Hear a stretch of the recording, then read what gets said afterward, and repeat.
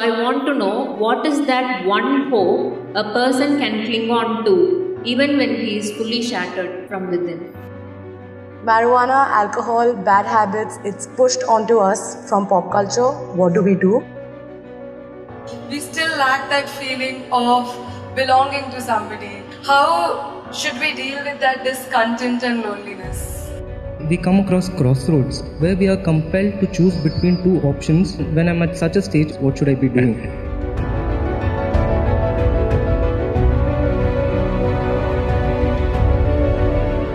Sadhguru, when certain youngsters face problems or difficulties like failures, breakups, loss, etc., a few go for drugs or alcohol instead of solving the problem and finding solutions. So I want to know what is that one hope a person can cling on to even when he is fully shattered from within.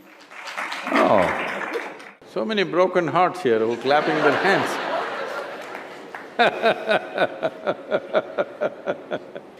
So, when he is fully shattered, what can he do? The question is, do you want to allow yourself to be fully shattered? That's a question. And many things that don't work out in your early life, you will see later on, it is a great blessing. There are many ways to look at this. Let me tell you this. This happened in 1941. This is just when the Nazi movement was building up in Germany and in some parts of Europe.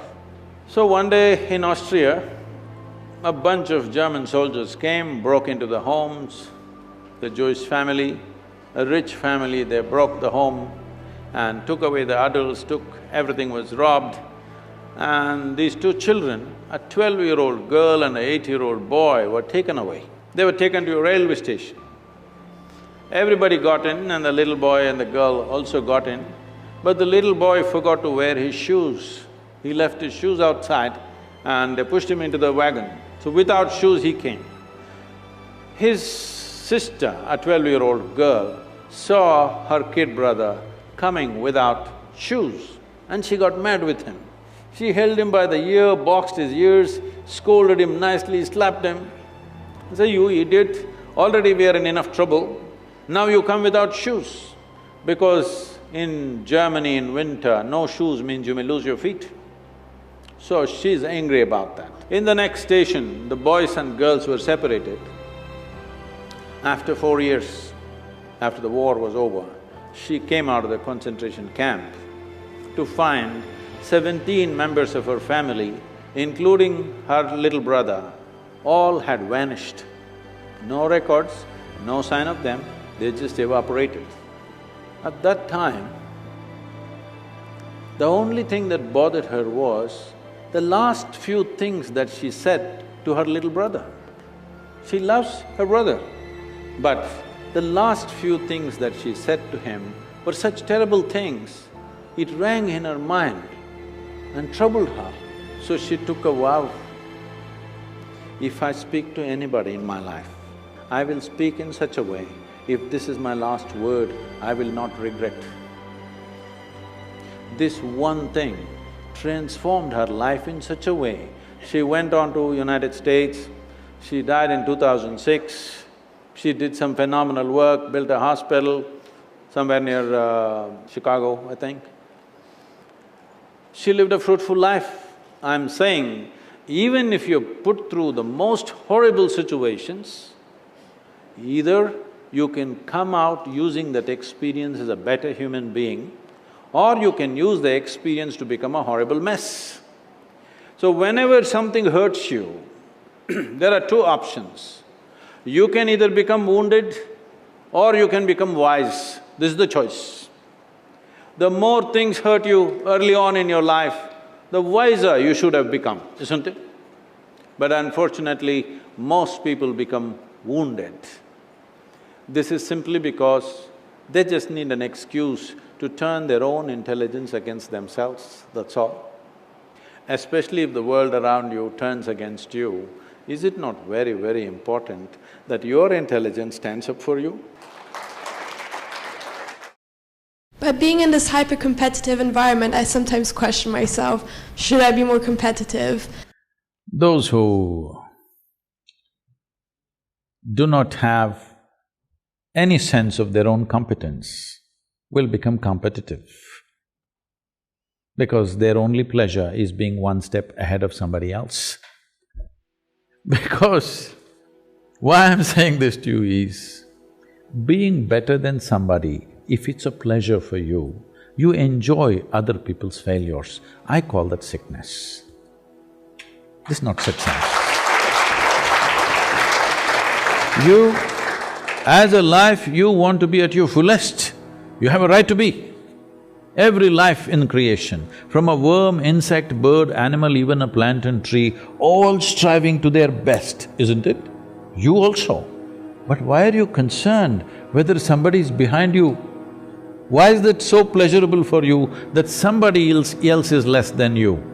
From early kindergarten levels, this sickness has been brought into human mind, which is causing so much unpleasantness on the planet, such ugly situations everywhere, but we don't seem to learn. We call this education, we call this competition, we call this society. No, very stupid way of handling things.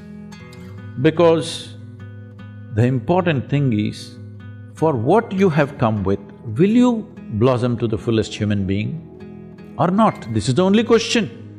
This doesn't need anything other than constantly nourishing the atmosphere, not even the person. If you want a plant to grow, you don't do anything to the plant, you just take care of the soil, the atmosphere, the ambience.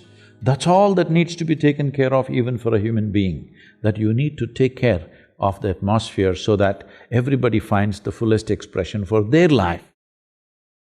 This is the most common thing amongst us, young people. Marijuana, alcohol, bad habits, it's pushed onto us from pop culture. What do we do? This question is everywhere. Youth in India are asking me all the time, Sadhguru, you have influence in the government, why don't you make marijuana legal for us? I said, why marijuana? I'll make cocaine also legal. You want meth? We'll make that also legal. What's the problem? The problem is just this. So I asked them, see, let me take you, I'm a licensed pilot. So, not me, but we'll get another pilot for you. On a small plane, we'll take you on a nice ride. But the pilot comes smoked up. You want to fly? No, they don't say no, they say, because they think by smoking they're flying. Then I say, okay, you're not getting it. You need a major surgery. And the surgeon comes really smoked up. You want this surgery? Oh no. So you understand, it lowers your faculties. If you lower your faculties, your life gets lowered or high. Lowered. So never use the word high again. You say, I smoked and I'm low.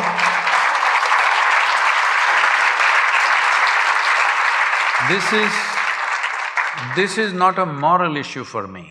I have no morality in me. But life should work, isn't it? Suppose my eyes become dim, do I live better? I'm asking. Hello? If my mind becomes dim, do I live better? Why do people think by lowering faculties, life gets high? No, it doesn't. It's just giving you an illusion like that, for which you will pay a price. At this stage in your life, you must look for those things which will heighten your faculties, not lower your faculties, isn't it? If you're interested, you come, I'll show you. Wait, look at my eyes, I'm always stoned. Yes, look at me, never touch the substance. Because the greatest chemical factory on the planet is here. Hello? The question is only whether you're ecstatic or anxious is determined by, are you a good manager of this one or are you a lousy manager? That's all that is determining this. If you're a lousy manager, you're importing chemicals from outside. If you're a good manager, you're conducting this the way you want and blissed out all the time.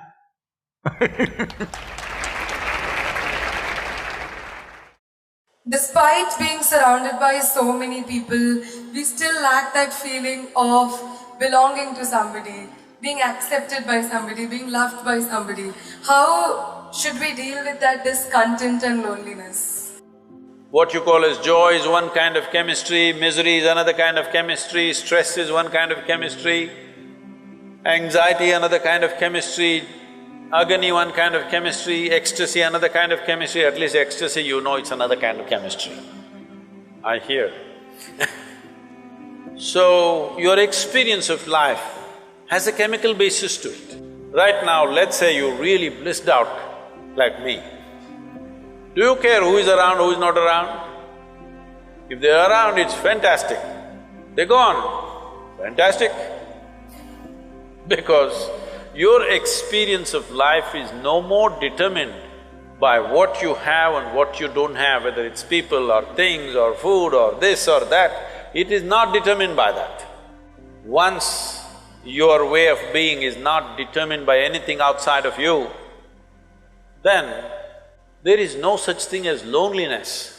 But you will enjoy your aloneness because whether you like it or you don't like it, at this young age, it's a little difficult to understand this, whether you like it or you don't like it, within this body you're always alone, isn't it? Whether you do interaction or intercourse or whatever, still you're alone in this body, yes or no? Hello? If you don't learn how to handle this aloneness, you have not learned anything about life. This is the most beautiful thing.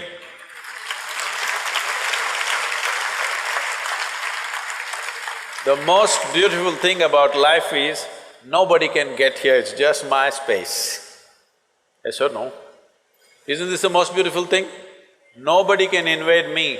They can capture me, they can torture me, they can do so many things, but they cannot invade me because I have a space which is just my own. Isn't this the most wonderful aspect of your life? Don't suffer that. That is the most beautiful thing. Very often in lives, we come across crossroads where we are compelled to choose between two options which were equally pleasing. When I'm at such a stage, what should I be doing? See, we must understand this.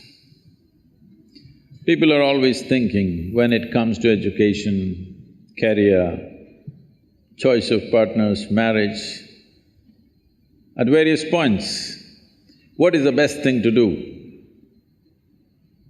Let me tell you, there is no best thing to do in the world. Really, there's no best thing to do. Even if you take a very simple thing and put everything that you have into it, if you throw yourself into it, it could become a great thing. Is it the best thing? No.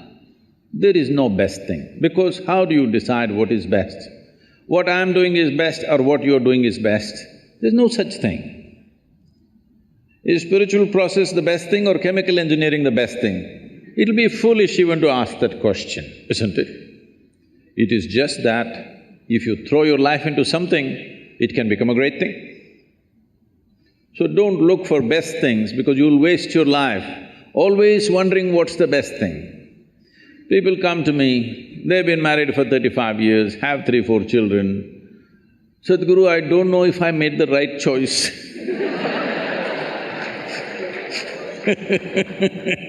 I said, well, it looks like you've not been thinking, you've been acting 4 children.